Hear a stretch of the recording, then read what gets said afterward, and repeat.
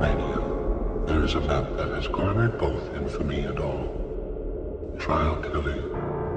The map's unconventional design, nonsensical roads, and glitches have perplexed players since its debut. Despite its obscurity, there is one thing that many agree on: the elusive and unnamed creator of the map, who has not been active since 2014. Little is known about this mysterious figure, but rumors abound about his sudden inactivity.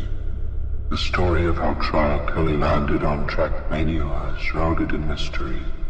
Some say that it was discovered by accident, while others believe that the creator personally submitted it to the game's developers.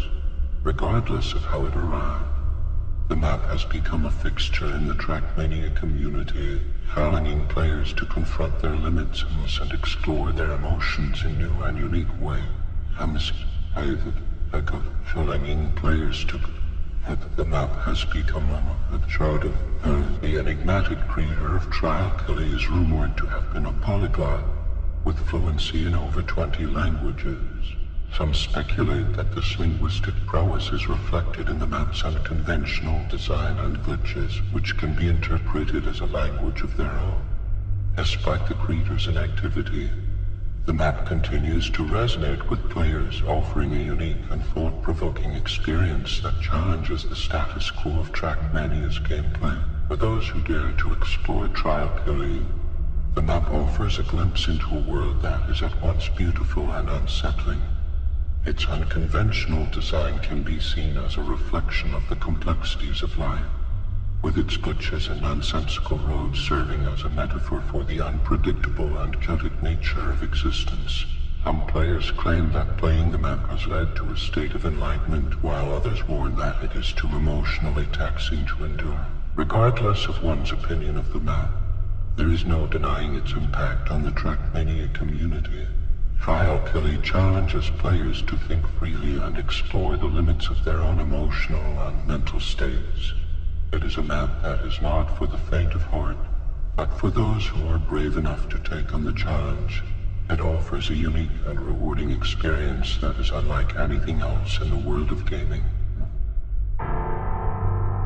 The first grouping of Trial Killy's map design delves into the nature of birth and the beginning of life. The creator of the map has expertly woven together extremely obscure philosophical and religious concepts to create an experience that is both challenging and thought-provoking. The map's design is characterized by narrow caves, claustrophobic dark places, and lots of tunnels. These elements serve to create an atmosphere of confinement and restriction, reflecting the struggles of being born and the challenges of navigating the first stages of life. Throughout the section, the player is also presented with specific and obscure examples of birth rituals and beliefs from various cultures, highlighting the universality of the human experience while also emphasizing the unique ways in which different societies have approached this fundamental aspect of life. As the player progresses through this section, they are also presented with challenges that test their patience, dexterity, and adaptability, all of which mirror the challenges faced during the initial stages of life. This first grouping seamlessly transitions into the next, which delves into the experience of personal maturity. Through Trial Killy's map design, the creator explores the challenges and complexities of growing up, using obstacles and challenges that require a level of intellectual curiosity and emotional intelligence to overcome. Overall, the first grouping of Trial Killy's map design presents a powerful reflection on the nature of birth and the beginning of life, laying the groundwork for a deeper exploration of the human experience that follows. Moving on to the second grouping of Trial Killy's map design, the creator shifts their focus to the experience of personal maturity, drawing on obscure philosophical and African East Asian concepts. This section invites players to explore the complexities of growing up and the challenges that come with it. Unlike the first grouping, which was characterized by narrow caves and tunnels, this section features open maps and an emphasis on grasslands. There are no visible walls, and the map feels much more coherent and playable than the previous grouping. The creator has used the wide open spaces of this section to create an atmosphere of freedom and exploration, inviting players to move at their own pace and take in the scenery around them. But at the same time, there are also challenges that require a level of maturity and emotional intelligence to overcome, highlighting the complexities of navigating life as an adult. Happiness is also hinted at in this grouping, with the creator using various elements of the map design to create a sense of joy and contentment. From the bright green grasslands to the calming soundtrack, there is a sense of peace that permeates this section, inviting players to contemplate their own experiences of happiness and fulfillment. As this section draws to a close, however, players are given a taste of what is to come.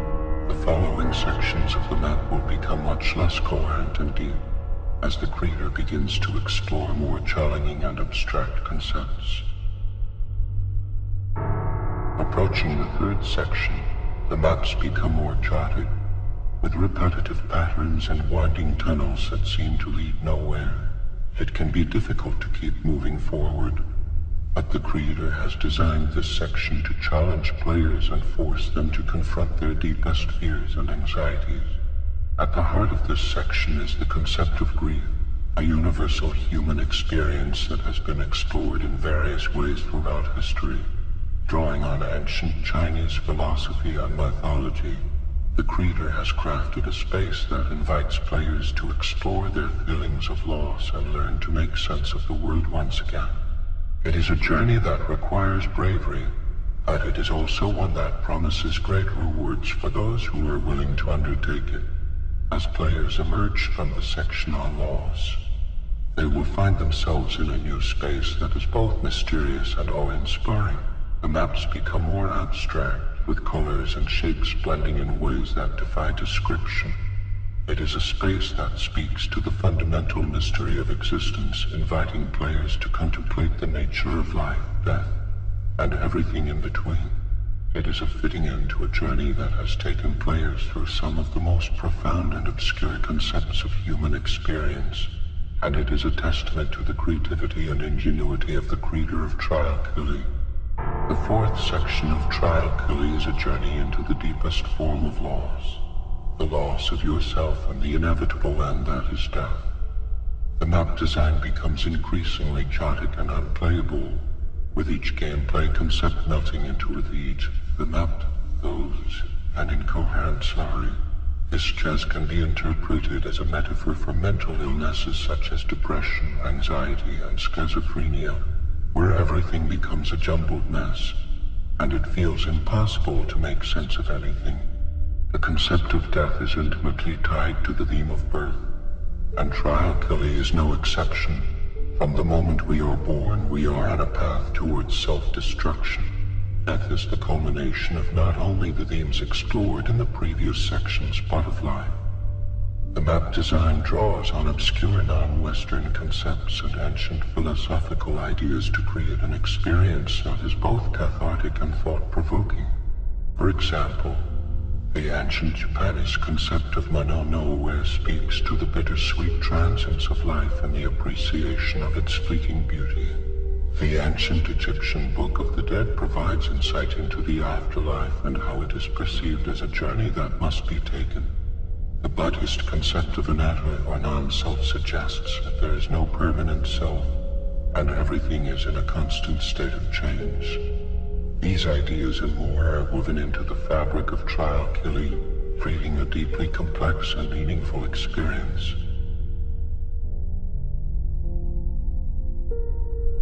As the final section of Killy, the focus shifts towards the concept of solace. The map design becomes a reflection of the grimness of reality and the lack of inherent meaning in life. The gameplay itself becomes a solitary experience with no other players in sight, and only the player and the map. The sections become more straightforward and less chaotic, giving the player a chance to reflect on their journey through the map and the concepts it presented. However, the final section doesn't offer a concrete answer to the questions posed by the previous sections. Instead, it leaves the player with the grim reality that there might not be a clear answer to the questions of life and death. The final section forces the player to find solace within themselves and to accept the uncertainty of the universe. As the map ends, the player is left with a deep sense of introspection and contemplation. They are forced to confront their own mortality and the fleeting nature of life. The philosophical concepts presented throughout the map become more than just obscure concepts, but instead a reflection of the human experience. In the end, Trial Killy is more than just a map in a video game. It is a journey through the complexities of life, death, and the human experience. It forces the player to confront uncomfortable truths and then to question the meaning of their existence. The map's design and obscurity make it a truly unique and cathartic experience, one that will leave a lasting impression on anyone who dares to take on its challenges. As we contemplate the nature of reality and the inevitability of death, we're left with a haunting question. If a tree falls in a forest and no one is around to hear it, does it make a sound? But what if we take it a step further and imagine a paradoxical scenario? What if a person ceases to exist, but their memories continue to exist in the minds of others? Would that person truly be gone, or would they live on in a different form? And if they do live on in some way, what does that mean for the concept of self and identity? The question remains if existence is fleeting and ultimately transitory. What is the point of it all?